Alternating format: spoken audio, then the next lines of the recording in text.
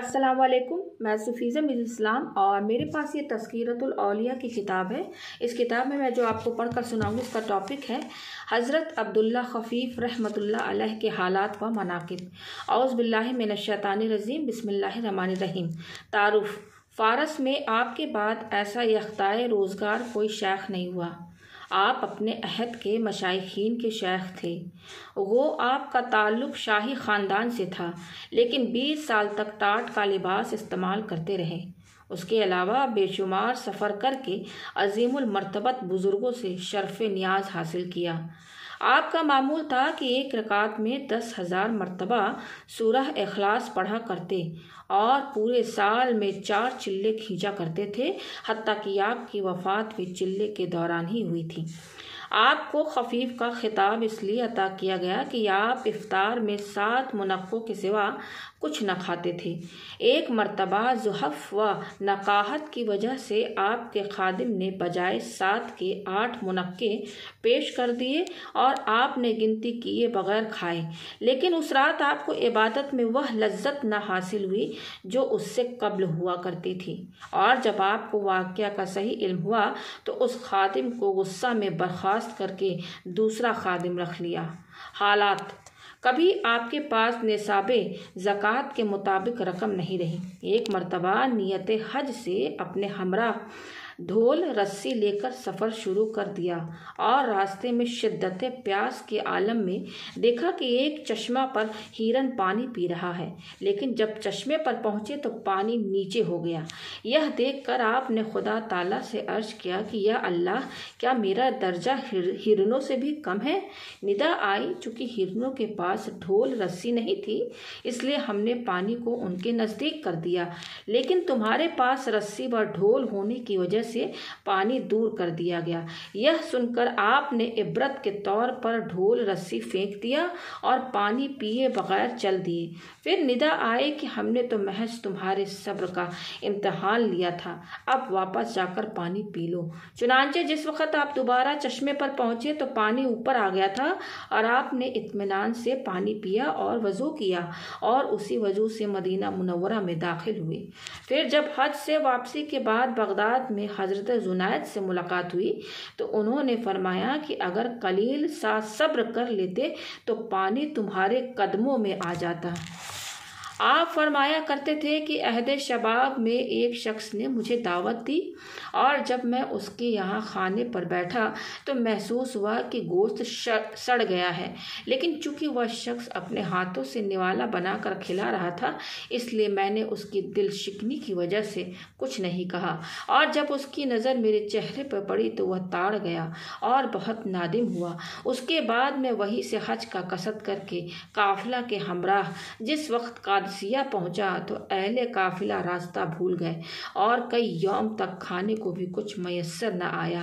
آخر کار اضطراری حالت میں 40 دینار کا ایک کتا خریدا گیا اور گوشت بھون کر جب سب کھانے بیٹھے تو مجھے اس شخص کی ندامت یاد آ گئی اور اس ندامت کے ساتھ ہی راستہ مل گیا۔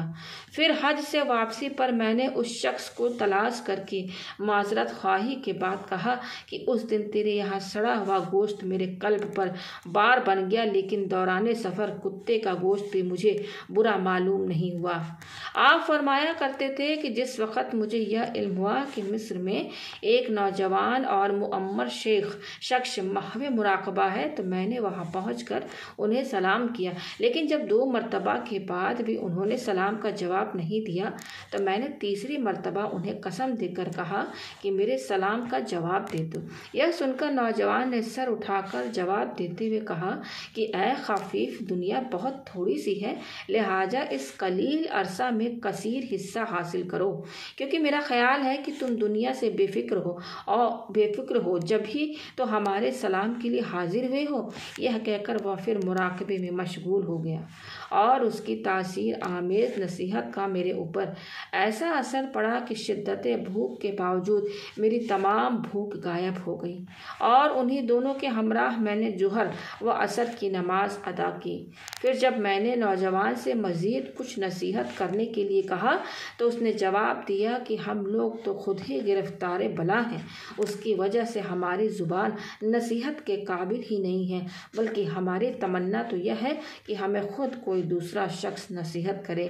لیکن میرے شدید اصرار پر اس نے کہا کہ ایسے لوگوں کی صحبت میں بیٹھو جو تمہیں خدا کی یاد دلاتے ہیں اور زبانی نہیں بلکہ صحیح معنوں میں عمل پر عامل بنا دیں۔ آپ فرمایا کرتے تھے کہ روم کے جنگل میں نے ایک ایسے راہب کی نعش دیکھی جس کو جلا دینے کے بعد لوگوں نے اس کی راکھ جب اندھوں کی آنکھوں میں لگائی تو بصارت واپس آ گئی۔ اسی طرح ہر قسم کا مریض اس کی راکھ سے صحت یاب ہو گیا۔ یہ واقعہ دیکھ کر مجھے خیال آیا کہ جب ان لوگوں کا دین ہی باطل ہے تو پھر یہ چیز ان کو کیسے حاصل ہوگی۔ چنانچہ اسی شب خواب میں حضور اکرم صلی اللہ علیہ وسلم نے مجھ سے فرمایا کہ اے خفیف، جب باطل دین والوں میں صدیق کی ریاضت نے یہ اثر پیدا کر دیا ہے تو پھر دین حق والوں کے صدیق و ریاضت کا کون اندازہ لگا سکتا ہے۔ ایک مرتبہ آپ نے خواب میں حضور اکرم صلی اللہ علیہ وسلم کو یہ فرماتے ہوئے سنا کہ اگر واقف راہ طریقت بھی اس راستے پر گامزن نہ ہوگا تو محشر سے زیادہ عذاب کا وہی مستحق گردانا جائے گا۔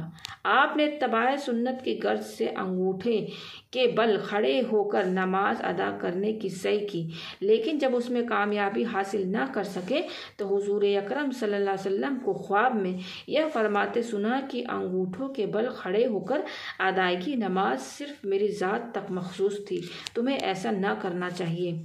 آپ نے خواب دیکھا کہ قیامت قائم ہے اور تمام لوگ سرگرداں و حیرہ پھر رہے ہیں۔ دری اثنا ایک لڑکے نے آ کر اپنے والد کا ہاتھ پکڑا اور تیزی کے ساتھ پل صراط سے گزر کر ان کو جنت میں لے گیا۔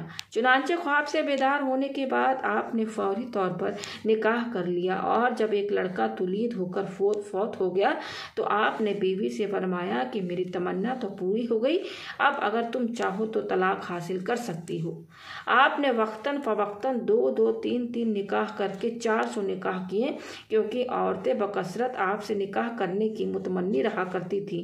لیکن ایک بیوی جو کسی وزیر کی لڑکی تھی مکمل 40 سال تک آپ کے نکاح میں رہی، اور جب وہ تمام عورتیں جو آپ کے نکاح میں رہ چکی تھی ایک دن یکجا ہوئی تو ایک نے دوسری سے پوچھا، کیا شیخ خلوت میں کبھی تمہارے ساتھ ہم بستر ہوئے؟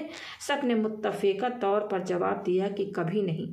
اور جب وزیر کی لڑکی سے معلوم کیا گیا تو اس نے بتایا کہ جس دن شیخ میرے یہاں تشریف لاتے ہیں تو پہلے ہی مطلع کر دیتے ہیں، اور میں نفیس قسم کے کھانے تیار کر کے لباس اور زیور سے آراستہ ہو جاتی ہوں۔ چنانچہ جب پہلی مرتبہ آپ میرے یہاں آئے اور میں نے جب کھانا آپ کے سامنے پیش کیا تو پہلے تو آپ کچھ دیر تک مجھے دیکھتے رہے، پھر میرا ہاتھ اپنے بغل میں لے کر پیٹ اور سینے پر پھیرا۔ اس وقت میں نے دیکھا کہ آپ کے شکم مبارک پر 18 گرہیں پڑی ہوئی ہیں، اور آپ نے فرمایا کہ یہ سب گرہیں صبر کی ہیں، کیونکہ تیری جیسی حسین صورت اور اس قدر نفیس کھانوں سے مجھے کوئی دلچسپ نہیں۔ یہ فرما کر آپ تشریف لے گئے، اور اس کے بعد مجھ میں کبھی یہ ہمت نہیں ہوئی کہ آپ سے کوئی سوال کر سکوں۔ آپ کے مریدین میں 2 افراد کا نام احمد تھا، لہٰذا دونوں میں امتیاز کی غرض سے ایک کو احمد کہہ اور دوسرے کو احمد مہ کے نام سے پکارا جاتا تھا، لیکن آپ کو احمد کہہ سے زیادہ رغبت تھی، جبکہ احمد مہ عبادت و ریاضت میں احمد کہہ سے کہیں زیادہ تھے۔ اور یہ بات تمام مریدین کو ناگوار خاطر بھی تھی کہ آپ زیادہ عابد و زاہد سے محبت کیوں نہیں کرتے۔ چنانچہ آپ نے مریدین کے احساسات کو محسوس کرتے ہوئے ایک اجتماع عام میں احمد کہہ سے فرمایا کہ جا کر اونٹ کو چھت پر باندھ دو، لیکن اس نے عرض کیا کہ چھت پر اونٹ کیسے چڑھ سکتا ہے؟ پھر جب آپ نے احمد مہ کو حکم دیا تو وہ آمادہ ہو گیا اور اونٹ کو دونوں ہاتھوں سے اوپر اٹھانے کی کوشش کی، لیکن اونٹ میں حرکت تک نہ ہو سکی۔ یہ دیکھ کر آپ نے فرمایا کہ ظاہر و باطن میں یہی فرق ہوتا ہے، احمد کہہ قلب سے میری اطاعت کرتا ہے اور احمد مہ صرف ظاہری عبادت پر نازا ہے۔ ایک مسافر سیاہ لباس میں ملبوس آپ کی خدمت میں حاضر ہوا تو آپ نے اس سے سیاہ لباس استعمال کرنے کی وجہ پوچھی۔ اس نے کہا کہ میرے حکمراں یعنی نفس و ہوا دونوں فوت ہو گئے ہیں، اس لیے میں نے ماتمی لباس پہن رکھا ہے۔ یہ سن کر آپ نے مریدین کو حکم دیا کہ اس کو باہر نکال دو۔ چنانچہ لوگوں نے تعمیل حکم کر دی، غرض اسی طرح 70 مرتبہ اس کو باہر نکلوایا گیا، لیکن ذرہ برابر بھی اس کے قلب میں نہیں آیا۔ آخر میں آپ نے فرمایا کہ یہ لباس واقعی تمہارے ہی لیے مناسب ہے، کیونکہ 70 مرتبہ کی تذلیل کے بعد بھی تمہیں کوئی ناگواری نہیں ہوئی۔ 2 درویش طویل سفر کے بعد جب آپ کے ہاں حاضر ہوئے تو معلوم ہوا کہ آپ شاہی دربار میں ہیں۔ یہ سن کر ان لوگوں نے سوچا کہ یہ کس قسم کے بزرگ ہیں جو دربار شاہی میں حاضری دیتے ہیں۔ یہ سوچ کر دونوں بازار کی جانب نکل گئے اور اپنے خرقہ کی جیب سلوانے کے لیے درجی کی دکان پر پہنچے۔ اسی دوران درجی کی کینچی گم ہو گئی اور اس نے دونوں کو چوری کے شبہ میں پولیس کے حوالے کر دیا، اور جب پولیس دونوں کو لے کر شاہی دربار میں پہنچی تو حضرت عبداللہ خفیف نے بادشاہ سے سفارش کرتے ہوئے فرمایا کہ یہ دونوں چور نہیں ہیں، لہٰذا ان کو چھوڑ دیا جائے۔ چنانچہ آپ کی سفارش پر ان کو رہا کر دیا گیا۔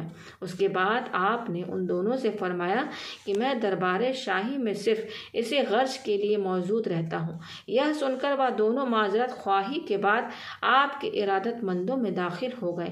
اس سے یہ اندازہ لگایا جا سکتا ہے کہ خدا کے مقبول بندوں سے بے اعتقادی بھی وجہ مصیبت بن سکتی ہے۔ کسی مسافر کو آپ کے یہاں حاضری کے بعد دست آنے شروع ہو گئے، حتیٰ کہ رات گئے تک اس کو 50 مرتبہ رفع حاجت کے لیے لے جایا گیا، لیکن جب رات کے آخری حصے میں آپ کی آنکھ لگ گئی اور اس کو رفع حاجت کی ضرورت پیش آئی تو اس نے آپ کو آواز دی، اور جب نیند آ جانے کی وجہ سے آپ کی طرف سے کوئی جواب نہیں ملا تو اس مسافر نے چیخ کر کہا، او شیخ، کہاں چلا گیا؟ تجھ پر خدا کی لعنت ہو۔ یہ جملہ سن کر لوگوں نے آپ سے عرض کیا کہ آپ نے اس کی پاسداری کیوں کی؟ آپ نے فرمایا کہ اللہ تعالیٰ نے مجھے خراب بات سننے کے لیے کان عطا نہیں کیے، میں نے تو اس کو یہ کہتے سنا کہ تیرے اوپر رحمت ہو۔ ارشادات: آپ فرمایا کرتے تھے کہ ابتدا میں اللہ تعالیٰ نے ملائکہ اور انس و جن کو تخلیق فرمایا، پھر عصمت و کفایت اور ذبلت کو تخلیق فرما کر حکم دیا کہ ہر نوع کے افراد ان میں سے ایک ایک شے کو اپنے لیے منتخب کر لیں۔ چنانچہ ملائکہ نے عصمت کو اختیار کیا، جنات نے کفایت کو اور انسانوں نے جبلت کو منتخب کیا۔ اس لیے انسان کثرت کے ساتھ حیلہ سازی سے کام لیتا ہے۔ فرمایا کہ عہد گزشتہ میں صوفیہ جنات پر غالب رہتے تھے، لیکن جب معاملہ اس کے برعکس ہے۔ فرمایا کہ صوفیہ کی شان یہ ہے کہ وہ صوف صفا کا لباس اختیار کرے، یعنی صفائی باطن کے بعد صوف استعمال کرے اور ترک دنیا کے بعد اپنے نفس پر ظلم کرتا رہے۔ پھر فرمایا کہ پاکیزگی کے ساتھ ہی دنیا سے رخصت ہونا وجہ راحت ہے۔ فرمایا کہ مقدرات پر شاکر رہنا اور مصائب کا مقابلہ کرنے کا نام ہی تصوف ہے۔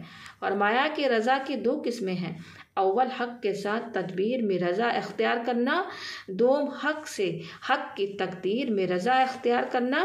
فرمایا کہ مکشوفات غیبی ہی کا نام ایمان ہے۔ فرمایا کہ عبادت نام ہے دائمی غم و خوشی کو ترک کر دینے کا۔ فرمایا وصل نام ہے محبوب سے اس اتصال کا جس کے بعد کچھ یاد نہ رہے۔ فرمایا کہ نفس و دنیا اور ابلیس سے کنارہ کشی کا نام تقویٰ ہے۔ فرمایا کہ عبادت الہی سے نفس کو شکست دینے کا نام ریاضت ہے۔ فرمایا کہ قابو یافتہ شے سے اعراض اور غیر قابو یافتہ شے کو طلب نہ کرنے کا نام قناعت ہے۔ پھر فرمایا کہ زہد نام ہے زر و مال کو نظر انداز کر دینے کا۔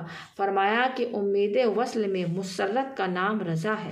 فرمایا کہ اپنے تمام امور کو سپرد خدا کر کے مصائب پر صبر کرنے کا نام عبودیت ہے۔ فرمایا کہ اظہار فقر معیوب شے ہے۔ فرمایا کہ جو کچھ میسر آئے کھا کر خدا کا شکر کرے اور میسر نہ آئے تو صبر سے کام لے۔